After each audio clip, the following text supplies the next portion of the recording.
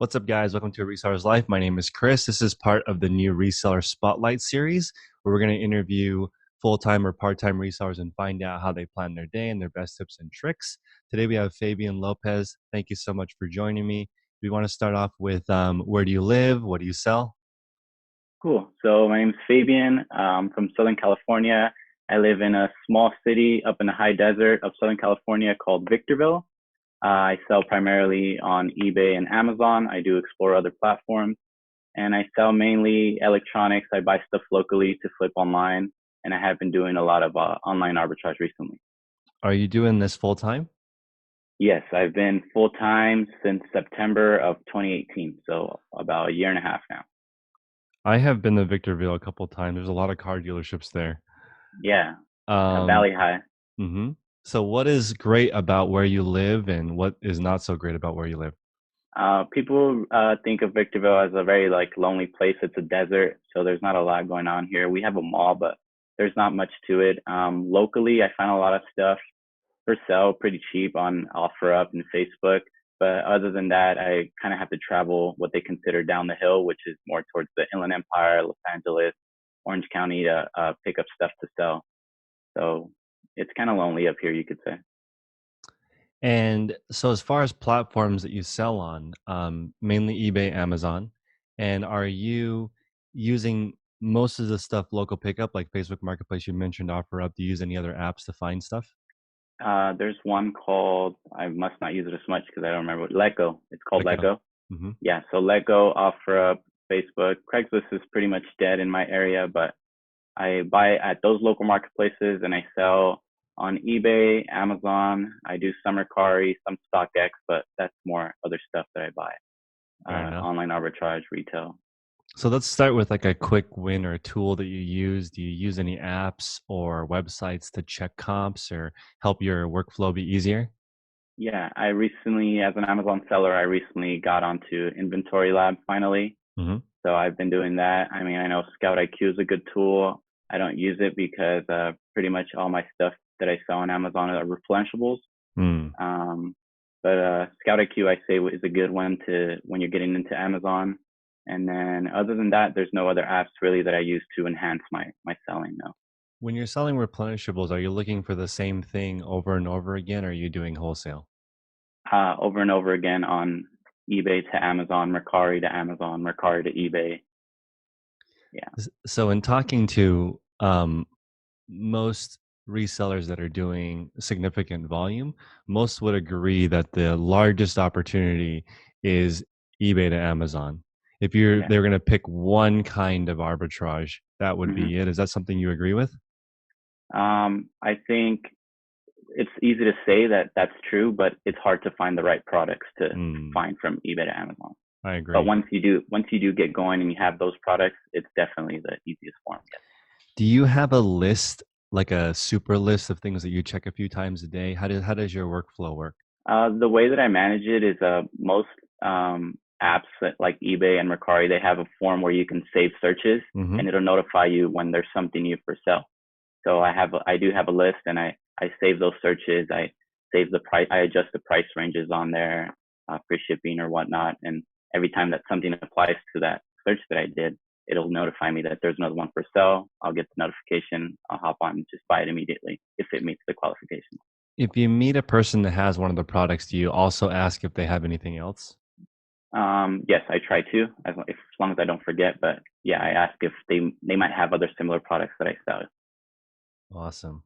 So, what is your, this is kind of a heavy question, but what is your goal with reselling? Where do you want to be with this in, let's say, like a year or 3 years? What do you want to do with this income? Yeah, I feel like that's changed from when I started reselling. I said I wanted to be do 100K a year.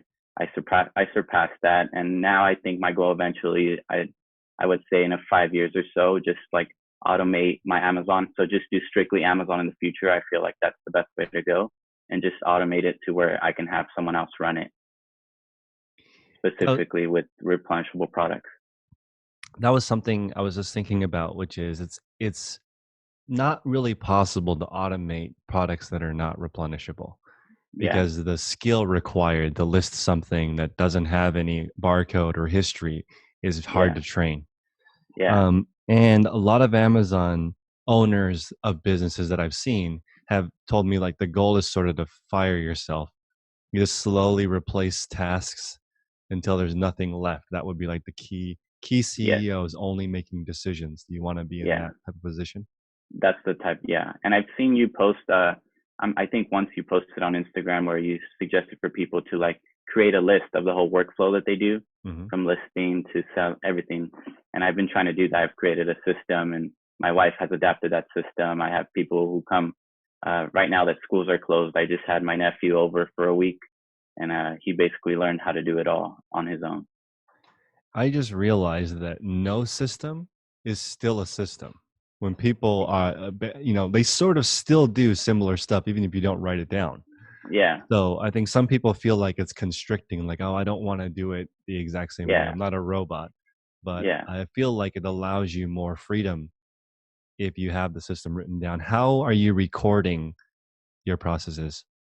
Um, I do. I have a personal Instagram. I don't really have a reselling Instagram, Hmm. but I like to post stuff on the stories. It's interesting for my friends and family to see like my progress over the years. And, I mean, I recently graduated college. I did some research basically on my own business, and I was able to present that, before I graduated. But I'm looking to start a reselling Instagram pretty soon, where I can sell a course to teach people, how to sell on eBay from local marketplaces. Hmm. So that's what I'm planning to do, and I'll be able to record stuff on there. I think that's one of the most powerful things to do because right now we're like in the beginning of a recession, and I feel like there's going to be 10 to 30 million new people reselling. And it's something that people are going to recognize that it's not just a way to make money, it's also fun. And it's like I call it the golf of e-commerce because you can do it until you die. As Yeah, long as you are mobile, you can kind of sell yeah, stuff and it's interesting. So yeah. do you have a family? How do you schedule your time with them and reselling? So I've been married for almost 4 years now. I have a 3-year-old daughter, and, we live in a small apartment, but I do have my own home office where I have all my inventory, and that's where I work primarily in the mornings. I like to work. We say I'm going to be working up until noon. Of course, we have to make Mm, adjustments, but I usually, so whatever time I decide to wake up, if I wake up early, I get to work more hours that day. If I wake up late, I'm not going to be working as much, but I usually just schedule all my work stuff in the morning and then just spend time with family in the afternoon. that is like literally from the book, The One Thing by Gary Keller. And he is like, 100 millionaire, but he also says he's done with work at noon. And Yeah, he's like, there's people who say you can't run a big business and also hang out with your family, but yeah, you're tired by noon if you do a good job in the morning. yeah, yeah, exactly.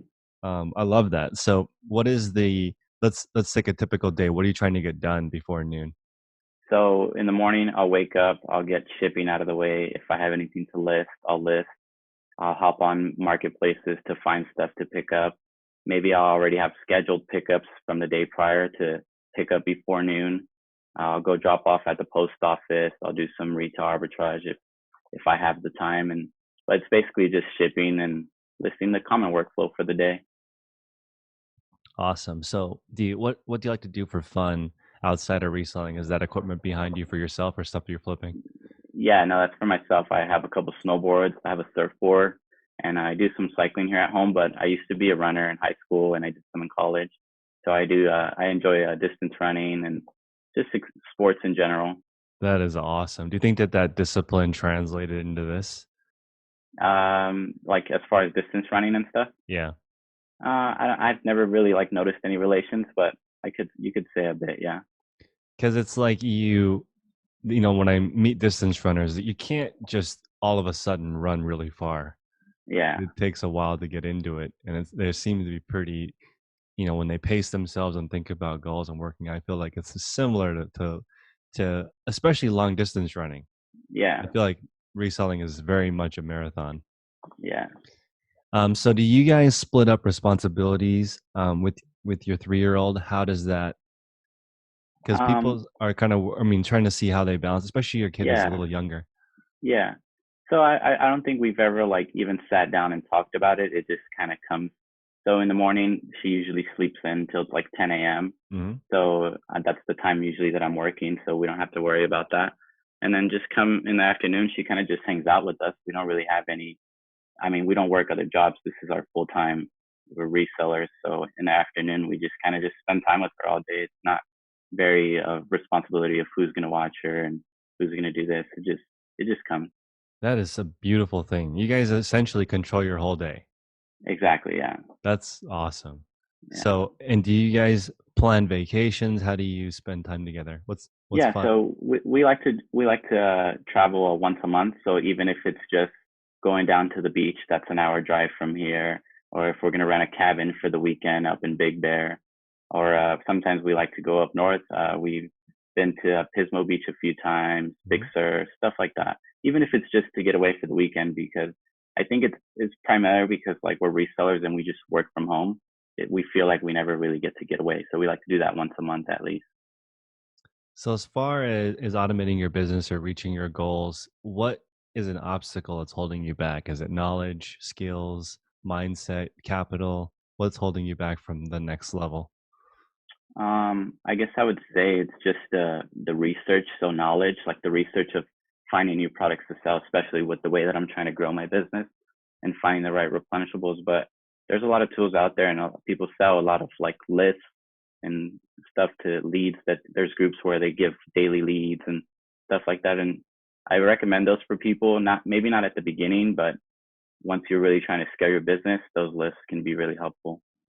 Yeah, as an example for people who are wondering what replenishables might look like, let's just say printer toner or printer ink. Yeah, There's a really, you can look for certain types of ink, and then once you start getting more into it, you'll realize there's a market for expired ink. There's a market for ink that's already opened. yeah, There's so many different subsets, but you may not know about ink until you join a Bolo group, and they tell you exactly. to look for certain things. Yeah. So for the longest, when I first started reselling, and I was doing a strictly offer up to eBay when I first started reselling, and one of the best products that I found was graphing calculators. Mm. So I did graphing calculators for the longest, whether they were new or used. Just locally, people sell them for so cheap, and there's a good market online if you're selling on eBay, Mercari, and even Amazon. That's a fantastic example. So why do you know how to sell stuff? What your background before reselling? I sold my first product on eBay my freshman year in high school, but it was never because like I knew I was going to be a reseller. It's just trying to get rid of stuff that I already owned.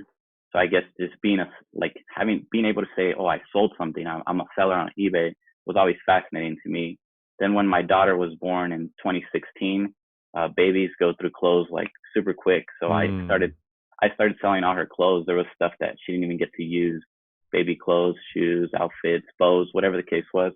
And then come 2017, Gary Vaynerchuk, he did a 2017 flip challenge. Hmm. For those of you who don't know, he said that if you went around your house and you grabbed everything you no longer needed, you could essentially make $2,017. So I went ahead and did that. And then I started, when I, as part of the 2017 flip challenge, I came across the reseller community as a whole on Instagram. So I started following people like you, Nicole State, Prince Patel, like everyone that was essentially building up their reselling stores. You were 10K on the Bay back then. Hmm. And then I was just learning all of this was just so fascinating to me. Like I read a news article with Nicole State, Reezy Resells, and someone else was on there where they were saying that they sold over 100K if it was either books or they were thrifting. And I was like, Hmm. no way, there's people like make a full time off of this. So then, whatever, I did the 2017 flip challenge. I probably sold like $4,000, $5,000 gross that year on eBay. And then come 2018, after following all these resellers, I decided that, okay, well, I'm going to give this a shot.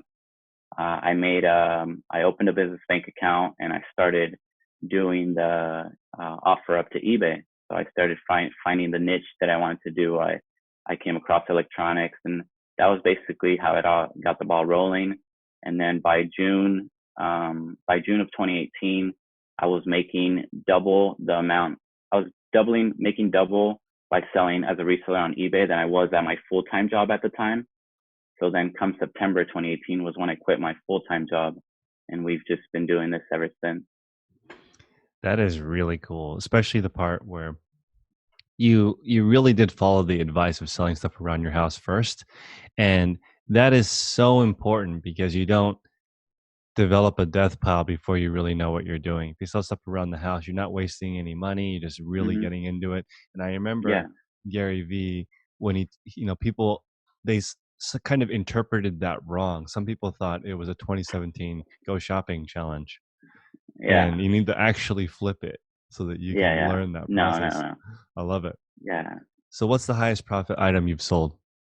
The first item that comes to mind it's funny because when people ask me about what's the best thing you've sold, it was always when I was starting off. So I must have got really lucky at the beginning. But I was doing yard sales. I still do yard sales when I can. But I went to a yard sale and I saw a hat sitting on a table. It was a Bret Hart. He's a wrestler from early 2000s, maybe late Hmm. 1990s. And it was a Bret Hart hat, had the tags on it, and it said 1996. It wasn't even WWE at the time. It was I forget what the other company that used to be, but there was a hat sitting there, and I looked it up on eBay, and the comps instantly showed that one had sold a week prior for about $260. And I was like, oh wow, like no way, like no way this is here like right now. So I asked the lady who was there at the yard sale, and she asked her husband, and the guy's like, oh, give me $2. So I was like, oh, okay, cool, you know. So I paid the $2. I come home super excited, and I posted it, and it took about a month for it to sell, but I was getting offers like all day and like $60, $100, but I was just waiting off, and I ended up selling it for $160. So that was a really good motivation at the beginning for me. Yeah. So are you in an area where yard sales are year round? No, especially because it gets really cold. When it's cold here, it's really cold. When it's hot here, it's really hot. Like we're in the Hmm. desert, so it's usually just spring and summer. Did you spend a lot of time at yard sales when you were getting started? Is that one of your Yes, popular sources? yes. It's I easily learn, and anyone else who does yard sales learns that yard sales is where the big profits are, if you I can find good stuff. I agree, and I just did that online estate sale for that company, and it was Yeah, crazy doing it, like, since garage sales right now are banned until this goes away. yeah, Um, seeing when you see it before the garage sale, it's totally different because people obviously they sort before they go to the garage sale. Some people will at a garage sale will staple a piece of paper of what it's selling for on eBay. They're trying to get as yeah. much as they can. Other people are like, whatever. I even They'll went to take a offers. Yeah, yeah, I just went to a garage sale where the lady was asking like 10 cents, 25 cents.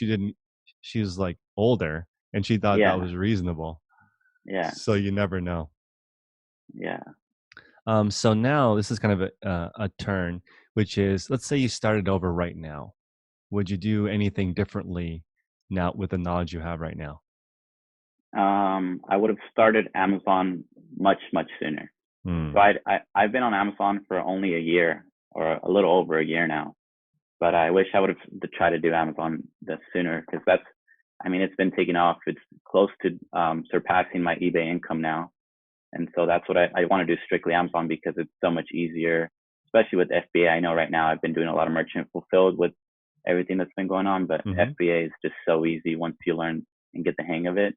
So I would suggest for people to just start, even if it's not Amazon. Let's say you're only selling on Mercari, well, explore eBay, and that just the sooner you can get on there, the better. That is great advice. And also, when you're starting on Amazon, the main thing, in my opinion, for Amazon is just making sure your account health is really good. The future of Amazon is really dependent on your history of selling on Amazon. So if you do a good job, even if you're a small seller, they can see Yeah, that you're taking care of your customers. It's not necessarily like eBay where you can get a lot of feedback and it's kind of easier to build an account. On Amazon, if you look at it short term, you're going to be in trouble because they have so much automation to remove bad sellers. It's not friendly. exactly. Yeah. But I love it. Make sure that you start on Amazon, keep your account health solid. So let's say if I gave you $1,000, how would you spend that sourcing?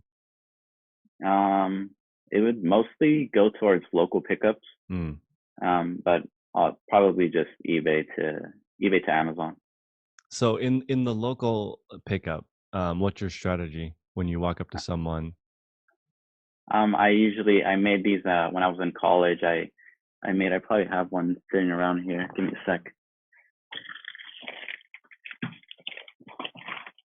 But I made like these cards that advertise to people that I buy. I Mm. did a cash for books, and then this side just says that I buy like all types of electronics. So you basically make like these little handouts, and then I give them to anyone that I meet up on OfferUp or anyone that I buy stuff from in January, and that way they have my phone number now. And before they can post it on the local marketplaces, perhaps they'll text me and say, "Hey, I have this. Are you interested?" And then now I made a connection with someone, and they'll most likely hit me up in the future. That's so smart. The handout, giving people your phone number, and also more things that they didn't know they could get money for. Yeah, Most people don't know vintage electronics are worth anything. yeah, And they would, and sometimes if you get lucky, if also on the bottom of the card it says, "I'll help you donate the rest of the stuff if it's not sellable." Sometimes yeah. they've already made a pile of, they're doing spring cleaning. Stuff they're trying to get rid of. Yeah. So, what's your perfect Saturday morning? Um, Probably wake up about 6:37, do a little, get a little run in, 5 6 mile run, come home, eat breakfast, and then hit the yard sales. Usually it's on my own.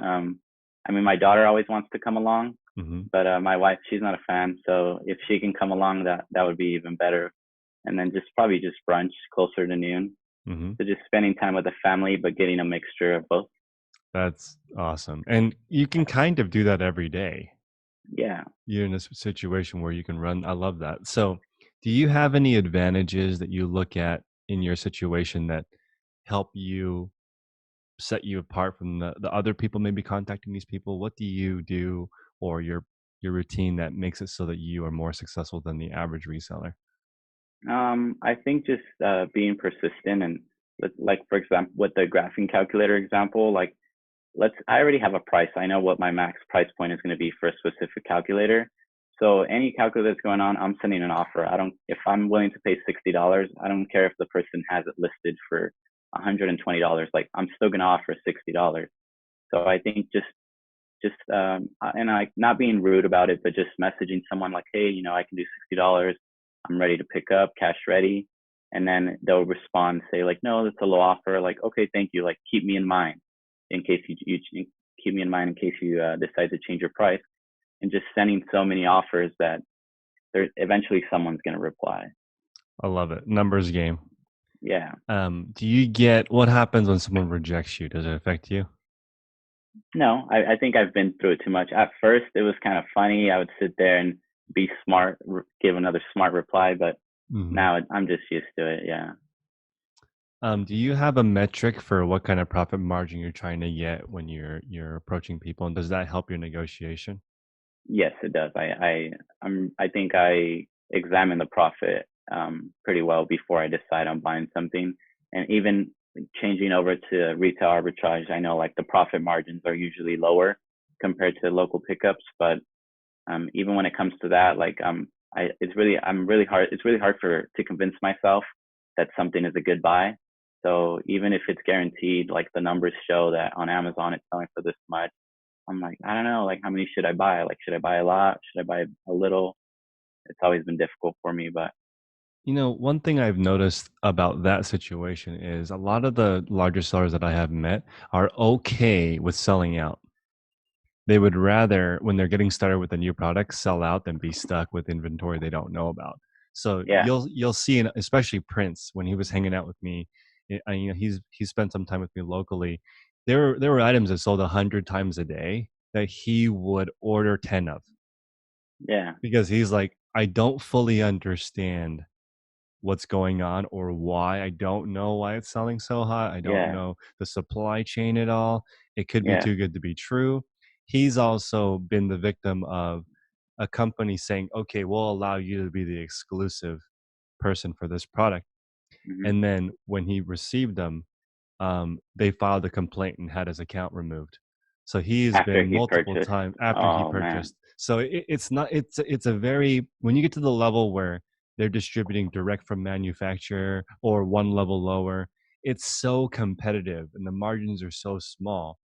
So even to him, guaranteed doesn't mean anything. yeah. And I love that mentality because you don't know. Yeah. Awesome. So let's talk about a reseller mistake that you've made that you've learned from either recently or in general. Um, I think at first I trusted people too much locally. So Hmm. I would show up to a pickup and let's say they were selling a brand new camera. And if they had it in the box, I kind of just trusted them. I would open it, just glance at it, and that was it. I was home. And then by the time I got home, I realized that the camera wouldn't turn on or whatever the case was. So I think that was just one of my mistakes at first, just trusting people too much locally. That's an excellent tip because people aren't necessarily lying if Yeah, they leave out information, but this is like the on the seller end, make sure you describe things as accurately as you can because it will come back and bite you. You want the reputation of always under promising, and then when people get the item, it's better. And yeah, that's usually not the case with local pickup. You're usually not like, whoa, it's way better than you said. It's yeah. you have to be careful. So let's say you had a really big opportunity land in your lap, and so now it's now reduced your reselling level to, let's say, 10 hours a week. You now have a, let's say, $180,000 job. It's really stable and you like the job, but you don't want to give up reselling. How do you spend that 10 hours? Um, I think I would spend it sourcing. Mm, Just I think in my scenario, just because I have my wife who also does a big part of the business. She can handle the shipping. So if I just handle all the sourcing and I bought the right products, she could essentially take over the rest of the business. So yeah, I think sourcing is the biggest. Just because it's hard to teach. You can't. It's really hard to teach someone the right products to buy and stuff like that. But all the other parts of the business are just so easy. I agree. There's a gentleman I know that he got his dream job at Nickelodeon.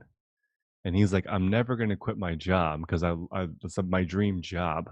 But with Yeah. reselling, he literally has it set up so three people do everything else.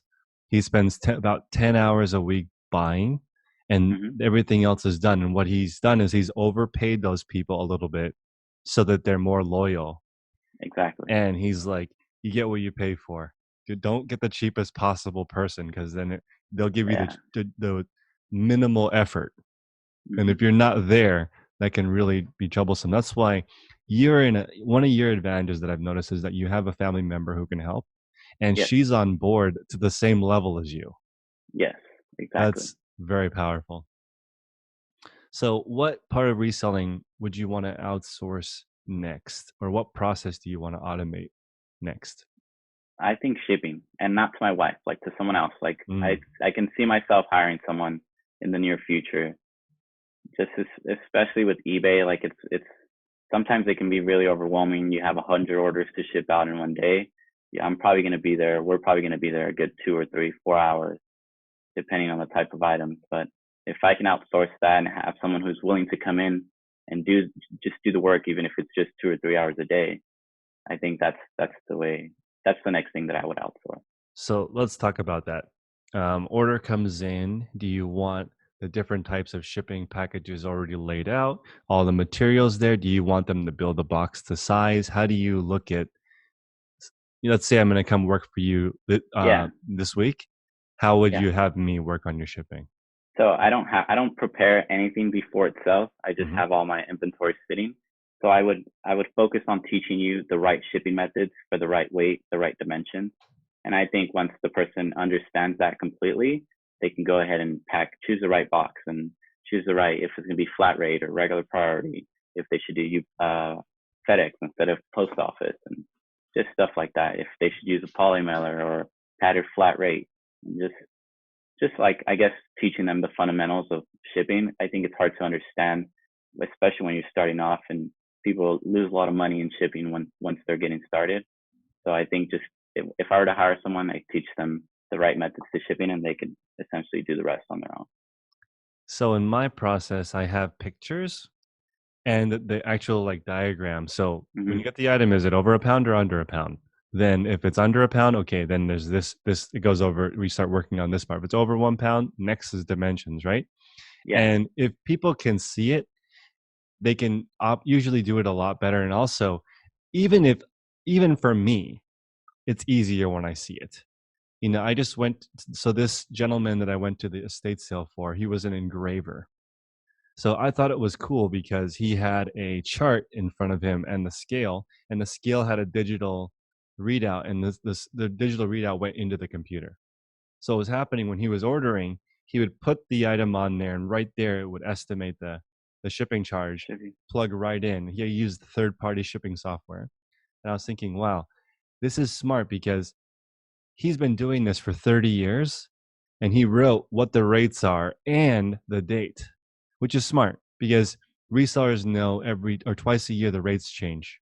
So you kind of need to have an idea. And sometimes it's advantageous to use a different platform because they have a different deal with the post office, and all these things are what set you apart. Because if you know a 20-pound item can fit in a flat rate and somebody else doesn't know that, Yeah. it's huge. So how would this is kind of maybe a personal question, but how would your wife describe you when it comes to your reselling or your business acumen? What kind of things does she think you're better at? I think recently I heard her tell someone that she said I was a workaholic. So I'm always trying to be in here when I get the opportunity to do so. If we're hanging around, if we're hanging out, and let's say the baby took a nap for the day and she's Mm-hmm. going to be out for 2 hours, I'm going to work for that 1 hour and then spend time with her the other hour if I have the chance to do so. Or maybe we might be lying in bed one night and it's 11 p.m., but I just got a really good idea for something. I'm Mm-hmm. going to get up and I'm going to work in that moment. So I think That, she'd probably describe me as that. Yeah. is that area you work in separate from, like, is that a dedicated work area? Yeah. This is a specific office that I have. That's really smart. Because then, and does your family leave you alone when you're in there? For the most part, yes. Sometimes if I'm just doing shipping or it's not something where I need to be focused on, my baby will probably be in here building Legos or playing with her dolls. You have a really good balance, man. This is pretty rare because being an entrepreneur, like if your partner understands like that it's not really ever off, but then you also need to have the time with her. So you setting boundaries and taking time to go on them, like letting them know once a month you're going to do something cool. Yeah. That's really smart. Otherwise, there's no balance. So let's talk about this major thing. This is the biggest question, which is, what's the one thing you could do that would make other things unnecessary? It's not like, what is the one thing you could do, let's say this month, that would have the biggest impact on your resale business? Yeah, that's a tough question, It's a but tough question. yeah, I think right now with the circumstances that we're in with the coronavirus, Hmm. there's a lot of products that people are maybe they weren't essential last week, but this week suddenly everyone is buying them. So I think just if I just made the time to sit down and research that one product, I might have a big hit for this week, for this month, that could really lay out the future for the next few months. I think that's such an important skill to realize that researching where the puck will go is so important because maybe, now we're realizing my sister-in-law is a nurse and she was telling me that normally you can use 7 to 8 masks a day per patient.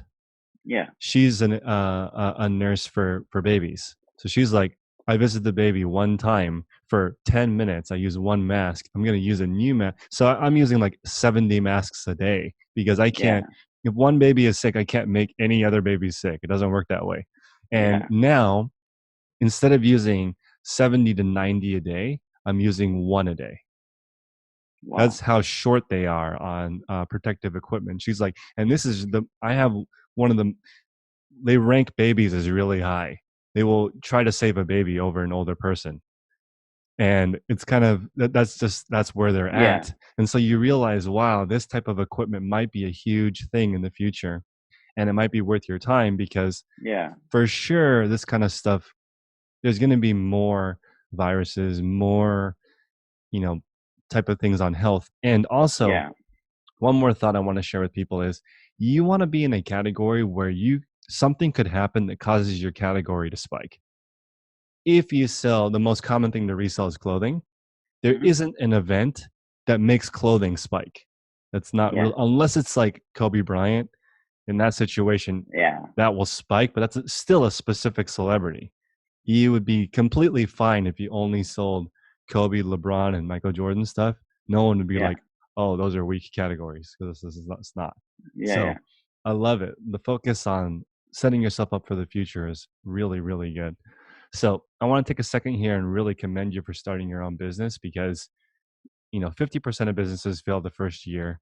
Reselling is really powerful because you can stand on the shoulders of the products you buy. If you're flipping something that someone spent 30 years building that brand and you're just remarketing it, you're really skipping the hard part of making that product. Imagine Yeah. you trying to make your own exercise bike and competing with these insane Yeah. companies. So um, I just want to go over the thing that I got the most from you today, which was definitely your separation of work time, family time. I love it because if you're transparent and you let your wife know, okay, I'm going to use this hour for this, then they can actually work with that. You might be a Yeah. workaholic, but at least if you're not distracted when you're with them, Yeah. then it's really going to be powerful. And I love that you get up in the middle of the night if you have an idea. I do the same thing. Yeah. Cool. So, where is the best place for people to find you if they want to reach out and connect?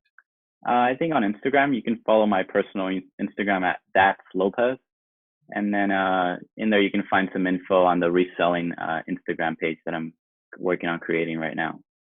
Awesome. I'll leave those links in the description below. And I also want to let you know and everybody else know that um, the reselling education niche is also huge. Teaching people how to make money is massive. It's the largest business channel on YouTube is teaching people how to monetize stuff, especially from home. So the skill that you have is also transferable in person because if someone were to say, okay, I'm going to go on YouTube and learn how to do an FBA shipment versus you just meet up with someone that knows how to do it and you watch Yeah. them do it, that's worth $500 in my Yeah. opinion. Just to go there and have somebody make a shipment with you. You going Yeah. through a course is totally different. Being Yeah. able to be that consultant In is person. massively valuable. Yeah. Also, are you bilingual? Yes, I am. I speak Spanish. So that's huge also. So Yeah. this is a situation where um, it's it's a really interesting time right now as e-commerce starts to grow. Yeah. Any other thoughts for anyone? Not really. Just make sure if you're watching this and you're thinking about getting into reselling, start now. Don't wait. It's always a good time. Awesome. Thank you very much. Until next time, everybody, make progress daily.